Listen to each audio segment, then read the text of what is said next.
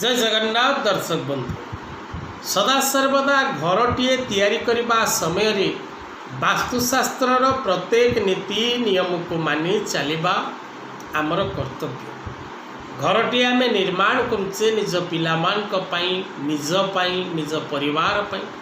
तेणु घरटीए जितेबाला आपण निर्माण करुचंती गृहर पूर्व दिग जदि उच्चा रही थाए तेबे गृहस्वामी को कौनसी प्रकार शुभफल मिल पारे ना। सुख समृद्धि रे कमी आसे। सदा सर्वदा घरर पिला माने छोट पिला माने शारीरिक असुस्थता भोग करते, मानसिक विचलित देखा दिए, परिवार मध्य अशांति सृष्टि हुए।